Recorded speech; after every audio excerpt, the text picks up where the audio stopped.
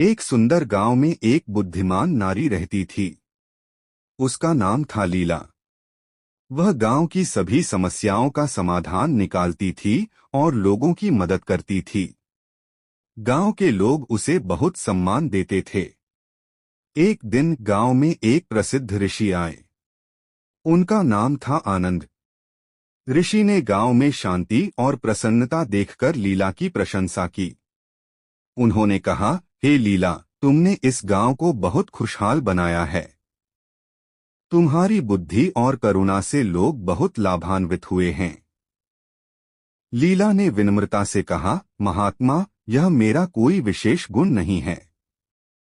मैंने भी जीवन में बहुत संघर्ष किया है। मैंने देखा है कि दुख और सुख जीवन का हिस्सा हैं। हमें इन दोनों का सामना करने की शक्ति होनी चाहिए। ऋषि ने कहा, तुम्हारी बात सही है लीला। जीवन में उतार चढ़ाव आते रहते हैं। महत्वपूर्ण यह है कि हम इन परिस्थितियों से कैसे निपटते हैं। हमें धैर्य और शांति बनाए रखनी चाहिए। लीला ने पूछा, महात्मा, आप जीवन में क्या सीखे हैं?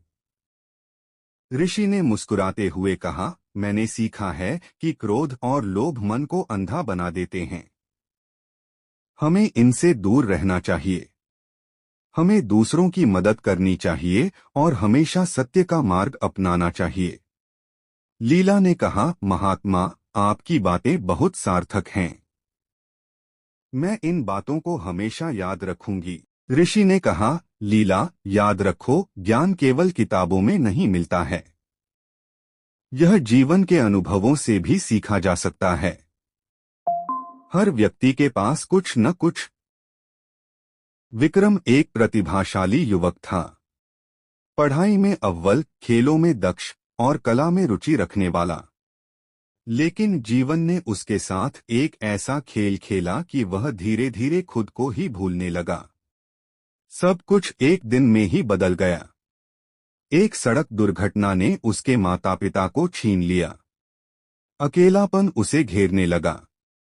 घर जो कभी खुशियों का घर था, अब एक खालीपन सा लगने लगा। दोस्तों के साथ खेलने का मन नहीं करता था।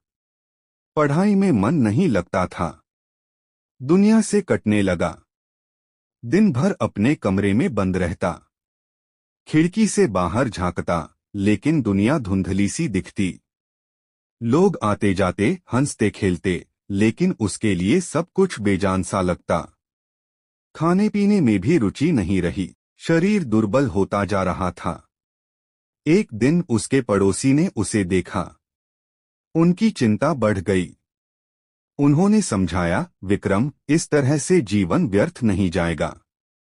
तुम्हारे माता पिता भी यही चाहते होंगे कि तुम खुश रहो। विक्रम ने सिर झुका लिया।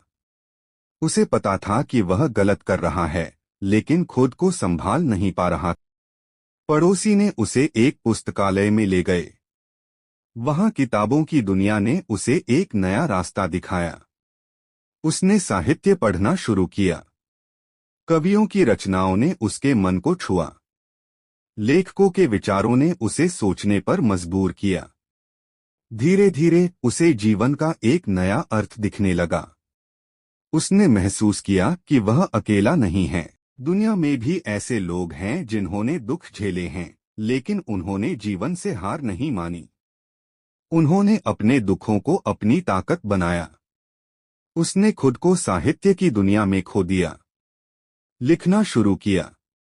अपने दुखों को शब्दों में ढालने लगा। धीरे धीरे उसके अंदर एक नई ऊर्जा का संचार हुआ। उसने सोचा, मेरे माता पिता चाहते होंगे कि मैं कुछ करूं।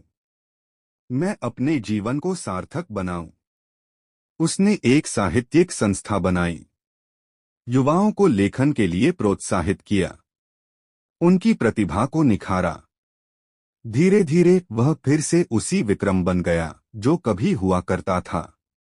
खुश, संतुष्ट और जीवन से जुड़ा हुआ। उसने महसूस किया कि दुख ने उसे तोड़ा नहीं, बल्कि मजबूत बनाया। एक युवक सबको धोखा देने लगा, पत्नी समझाती है। एक कहानी जो हर किसी। एक सुंदर गांव में एक